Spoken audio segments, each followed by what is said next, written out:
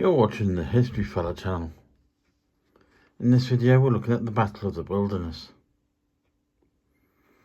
By May of 1864, President Lincoln had worked his way through a string of Union commanders who had failed the test of beating Robert E. Lee's Army of the Northern Virginia in capturing Richmond.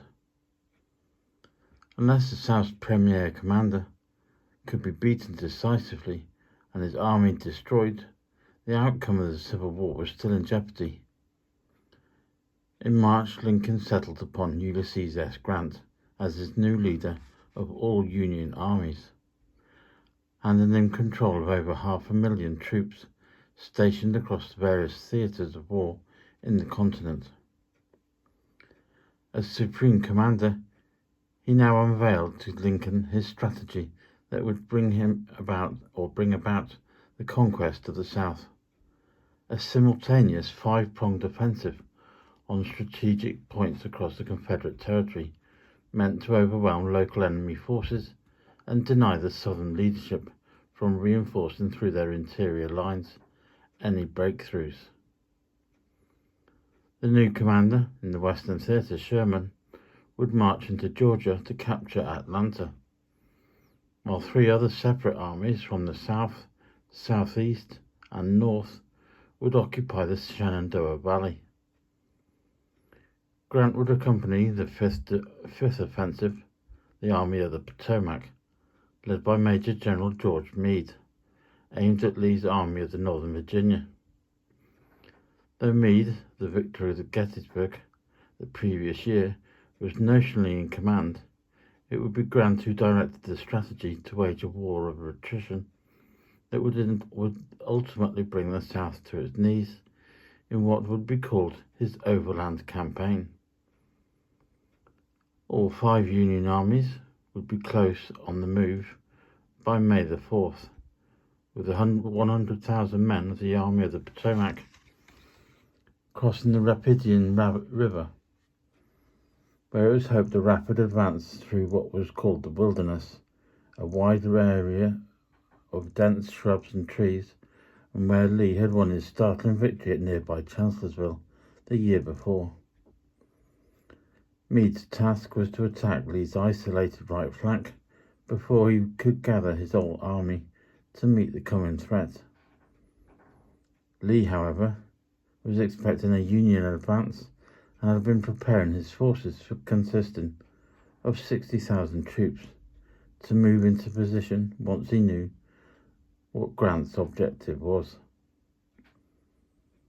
Aware he was heavily outnumbered, Lee knew his best chance of victory was to bottle up Union forces in the tight spaces of the Wilderness, reduce their numerical superiority, and inflict maximum casualties with the hope that such losses would turn public opinion in the North towards a peace settlement.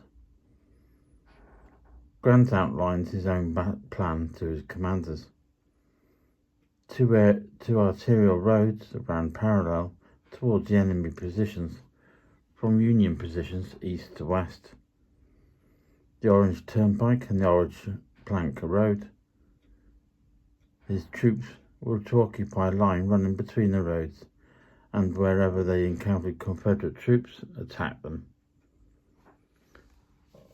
On the morning of May the 5th, Meade sent in one corps of infantry to attack the Confederate Second Corps of Lieutenant General S. Ewell. They now knew to be in position on the Orange Turnpike. The fighting was intense and confused, as both sides struggled with the terrain and the restriction of sight and movement as attack and counterattack went in. By the afternoon, fighting had broken out on the Orange Plank Road too, as the Confederate Three Corps encountered two Union corps. Again, the fighting was inconclusive, but bloody as multiple small skirmishes erupted in the dense woodlands, leaving scores of wounded on the ground with little chance of recovery.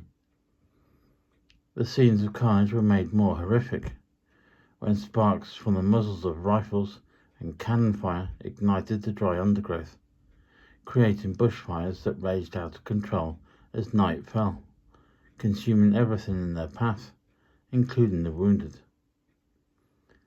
Though no breakthrough had occurred, Grant was intent on maintaining the pressure the next morning and ordered Major General Winfield S. Hancock's 2nd Corps to again attack along the Plank Road, driving the Confederates back and threatening the collapse of Lee's right flank. The situation was saved by the arrival of and counterattack of Lieutenant General James Longstreet's corps, which looked to have won the day until he and his staff were caught in crossfire as they sought to scout forward positions for another attack. Longstreet survived, but was now out of action as the lines again became confused and both sides drew back to take stock. By dusk, both sides had fought to a standstill, with thousands of wounded littering the field. Despite taking awful losses, Grant refused to yield the momentum, ordering his columns to march southeast to the flank of the Confederate positions to interpose his army between Lee and Richmond. Anticipating the move, Lee had already ordered his army to relocate to new positions for the next battle in the campaign at Spotsylvania Courthouse. If you found the information in this video informative or helpful, please feel free to give it a thumbs up. And if you haven't already, please consider subscribing to the channel. And I thank you very much for watching and listening.